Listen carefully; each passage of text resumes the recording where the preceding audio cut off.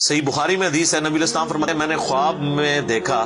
کہ میں نے یوں تلوار لہرائی ہے تو اس کا اگلا حصہ ٹوٹ گیا، تو میں نے اس کی تعبیر کی ہے کہ احد میں ہمیں تکلیف پہنچے گی، اور پھر میں نے دوبارہ تلوار لہرائی تو وہ اپنی اصلی حالت میں واپس آ گئی، تو اس کی تعبیر میں نے کی ہے کہ اس تکلیف کے بعد پھر اللہ تعالیٰ ہمیں راحت دے دے گا۔ ظاہر ہے کہ پھر الٹیمیٹلی شکست جو ہے وہ فتح شکست میں بدلی، اور پھر شکست سے دوبارہ سے سروائیول تو کم از کم ہوگی، اگرچہ کئی انصاری اصحاب جو ہیں وہ شہید ہوئے، مدینے کا کوئی گھر نہیں بچا تھا جس میں میت نہ ہو، ایک غم کا عالم تو تھا۔ مہاجرین میں سے بھی حضرت حمزہ بن عبد المطلب، ان کا غم ہی رسول اللہ کے لیے بہت بڑا تھا، وہ آپ کے بھائیوں کی جگہ بھی تھے اور چچا بھی تھے، دودھ پیتے، رضاعت کا رشتہ بھی تھا ان سے، بھائی والا بھی، آرمی چیف بھی تھے، بدر میں بھی احد کے اندر بھی، تو حضور کے لیے وہ بھی غم بہت تھا۔ حضرت حمزہ بن عبد المطلب کا غم اتنا بڑا غم تھا کہ صحیح بخاری میں ایک پورا چیپٹر ہے غزوہ احد کے چیپٹر کے اندر نا، اس کا عنوان ہی ہے حضرت حمزہ بن عبد المطلب کی شہادت، اور اس میں وہ لمبی حدیث ہے واشی کے بارے میں۔ دو تابعین جو ہے وہ واشی کو ملنے کے لیے جاتے ہیں، وہ شام میں شفٹ ہو چکے ہوتے ہیں، اور ان سے جا کے حضرت حمزہ کا قتل کے بارے میں پوچھتے ہیں، تو واشی بتاتے ہیں کہ جی میری یعنی ڈیوٹی لگائی گئی تھی جبیر بن مطعم کی طرف سے۔ خیر وہ جبیر بن مطعم بعد میں وہ بھی مسلمان ہو گئے، وہ بھی صحابی ہیں، اور ہند جو بیوی تھی ابو سفیان کی، اس نے اپنے باپ کا بھائیوں کا بدلہ لینا تھا، تو وہ کہتے ہیں میں ایک پتھر کے پیچھے چھپ گیا اور میں انتظار میں رہا کہ میں موقع ملتے ہی سامنے آ کے وہ نہیں لڑا، اس نے چھپ کے جو ہے نا وہ نیزے کا وار کیا،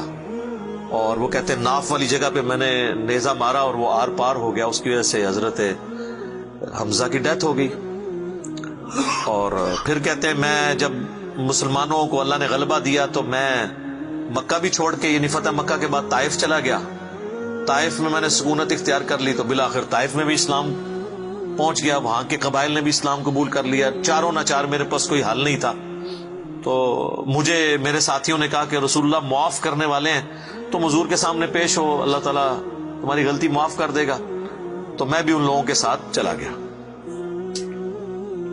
اب وہ نبی علیہ السلام کے سامنے پیش ہوئے، صحیح بخاری کے الفاظ ہیں کہ نبی علیہ السلام نے پوچھا واشی کہ یا رسول اللہ واشی ہوں، قاتل حمزہ کہ یا رسول اللہ۔ آپ امیجن کریں، آپ فرمایا کہ واشی تیرا جو یہ عذر ہے میں اس اعتبار سے اسلام قبول کرتا ہوں، لیکن کیا تم یہ کر سکتے ہو کہ مجھے اپنی شکل دوبارہ نہیں دکھانی؟ اچھا یہ حضور کا ہی حوصلہ تھا، ادروائز تو اس کا گاٹا اترنا چاہیے تھا، ٹھیک ہے، کیونکہ اب جب کہ غلبہ اسلام کا ہو گیا اس کے بعد اسلام قبول کرنا، لیکن حضور کی شفقت تھی۔ لوگ اگلے جملے کو تو دیکھتے ہیں کہ حضور نے کہا مجھے شکل نہیں دکھانی، اور وہ یعنی سمجھتے ہیں کہ شاید حضور نے سختی کی ہے یا ایک فنیٹک اپروچ ہے، ایسا نہیں ہے۔ آپ دیکھیں کسی کی جان بخشی ہو گئی ہے، یہ چھوٹی بات ہے۔ تو اس پہ میں اکثر جملہ بولا کرتا ہوں کہ چچا سے زیادہ انسان کو اپنی اولاد سے محبت ہوتی ہے۔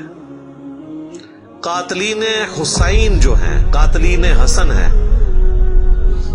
ان کے ساتھ قیامت کے دن رسول اللہ کا کیا ایٹیچیوڈ ہوگا ایز کمپیئر ٹو قاتلین حمزہ ابن عبد المطلب۔ کوئی شخص دنیا میں کہہ سکتا ہے کہ جی مجھے اپنے چچا سے اپنی اولاد سے بھی بڑھ کے محبت ہے، تو اس کا تو ذہنی توازن بگڑا ہو تو لادہ بات ہے، یہ جھوٹ بول رہا ہوگا۔ تو یہ کربلا جو ہے یہ کوئی چھوٹی چیز نہیں میرے بھائیوں، اور اس سے یہ بھی پتا چلا کہ غم کبھی بھی ہلکا نہیں ہوتا۔ فتح مکہ کے بھی بعد کی یہ بات ہے، یعنی حضرت حمزہ کی شہادت کو کم از کم 5 سال تو گزر چکے تھے۔ 3 ہجری میں غزوہ احد ہوئی ہے اور 8 ہجری میں فتح مکہ، اس کے بھی بعد کا واقعہ ہے، یہ 8 کا بھی ہو سکتا ہے 9 کا بھی، چلو کم از کم بھی 5 سال۔ کسی نے حضور کو مشورہ نہیں دیا کہ سوگ تو 3 دن تک ہوتا ہے، لیکن یہ سوگ حمزہ نہیں تھا، یہ غم حمزہ تھا۔ ہم اختلاف کرتے ہیں سوگ حسین سے، غم حسین تو قیامت تک جاری رہے گا، جس میں یہ پیٹنے والا ماتم والا معاملہ نہ ہو، بلکہ حسین علیہ السلام کی اس دعوت کو یاد کیا جائے۔ خیر حضرت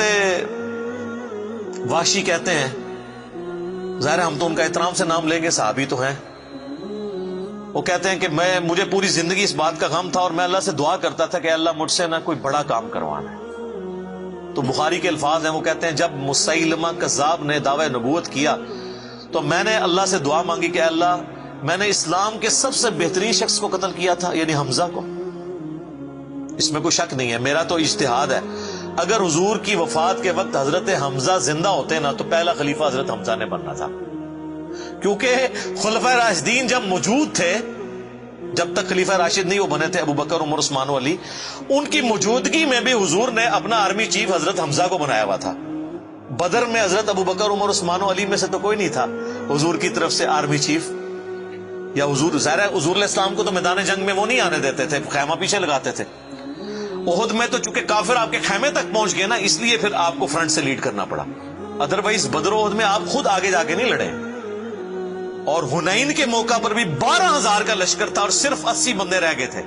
صحیح بخاری میں آتا ہے 12,000 میں سے، اور حضور اکیلے آگے جا رہے ہیں۔ اور پھر آپ کی دلیری کی وجہ سے آپ نے، بخاری کے الفاظ ہیں، آپ نے زمین سے یوں مٹھی بھری مٹی کی اور یوں کافروں کی طرف بھیجی، اور قرآن میں اس کا ذکر ہے وَمَا رَمَيْتَ إِذْ رَمَيْتَ وَلَكِنَّ اللَّهَ رَمَىٰ، اے نبی جب تم نے وہ کنکریاں پھینکی تھی وہ تم نے تو نہیں پھینکی تھی، وہ تو اللہ نے پھینکی تھی،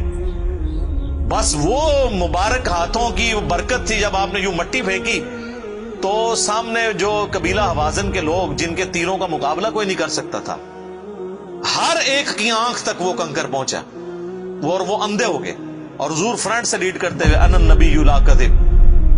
میں نبی ہوں اس میں کوئی شک نہیں، میں عبد المطلب کا بیٹا ہوں اس میں کوئی شک نہیں، یہ آپ علیہ السلام یہ اشعار پڑھتے ہوئے آگے گئے۔ تو نبی صلی اللہ علیہ وآلہ وسلم کے لیے حمزہ ابن عبد المطلب کی بڑی اہمیت تھی۔ تو اب واشی کہتا ہے جب مسیلمہ کذاب نے دعوی نبوت کیا تو میں نے اللہ سے دعا مانگی۔ دیکھیں اللہ تعالیٰ سب کی دعائیں سننے والا ہے، اور میں نے کہا یا اللہ مجھے موقع دے، میں اسلام کے بہترین شخص کو میں نے قتل کیا ہے تو میں اسلام کے بدترین دشمن کو بھی میں ہی قتل کروں۔ دیکھیں اسلام کا بدترین دشمن وہی ہو سکتا ہے نا جس نے دعوی نبوت کیا ہو اور مسلمانوں کی جمعیت توڑ دی ہو اس وقت میں جب حضور کی ڈیتھ ہو چکی ہے، لیڈر جا چکا ہے، اور پیچھے مینجمنٹ کو کمزور کرنے والی بات ہے ہزاروں لوگوں کا مرتد ہو جانا۔ تو وہ کہتے ہیں کہ میں جب جنگ یمامہ کے لیے ندا کی گئی تو میں بھی اس لشکر میں شامل ہوا، اور میں نے اپنے وہی نیزہ جس سے حضرت حمزہ کو مارا تھا، سر عمر سیریز میں انہوں نے یہ سین فلمائے ہیں، وہ نکالا اور اللہ سے مانگا، اور کہتے ہیں میں نے دیکھا کہ وہ گھنگریالے بالوں والا جو ہے وہ اونٹ کی رنگت کا اس کا جسم وہ دیوار کے ساتھ ٹیک لگائے ہوئے کھڑا ہے۔ تو میں نے پوچھا کہ وہ مسیلمہ کذاب کون سا ہے، تو انہوں نے بتایا یہ ہے۔ انہوں نے دور سے اس کو مارا، ان کا نشانہ تو بڑا زبردست تھا، تو وہ مارا گیا اور گر پڑا زمین کے اوپر اس نیزے کے وار سے۔ پھر ایک انصاری صحابی نے آگے بڑھ کے اس کی گردن کاٹ دی۔ تو پھر وہ کہتے تھے کہ مجھے اللہ سے امید ہے کہ اللہ تعالیٰ اس نیکی کی برکت سے میری وہ غلطی معاف کر دے گا۔ ٹھیک ہے، ویسے تو اسلام لانے کی غلطی معاف کر دیتا ہے، صحیح مسلم میں حدیث ہے کہ ایمان لانا پچھلے کے گناہوں کو معاف کر دیتا ہے، لیکن سر کچھ گناہ بہت بڑے لیول کے ہوتے ہیں، اس کے لیے بہت بڑے لیول کی نیکی چاہیے ہوتی ہے اس کی کمپنسیشن کے لیے، چونکہ حضور بھی تو اس اعتبار سے تو حضرت واشی حضور کے سامنے نہیں آتے تھے نا۔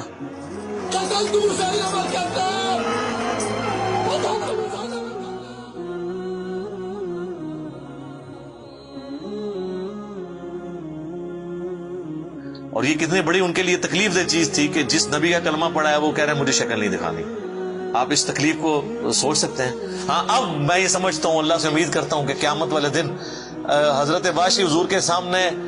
اس اعتبار سے پیش ہو سکتے ہیں کہ مجھ سے یہ غلطی ہوئی تو یا رسول اللہ دیکھیں آپ کے سب سے بڑے دشمن کو بھی میں نہیں قتل کیا، تو یہ بہت بڑی سعادت ان کو ملی۔ رضی اللہ عنہم اجمعین وعلیہم السلام۔ صلاۃ بر محمد وآل محمد، اللہم صلی علی محمد وعلی آل محمد واصحابہ اجمعین الی یوم الدین۔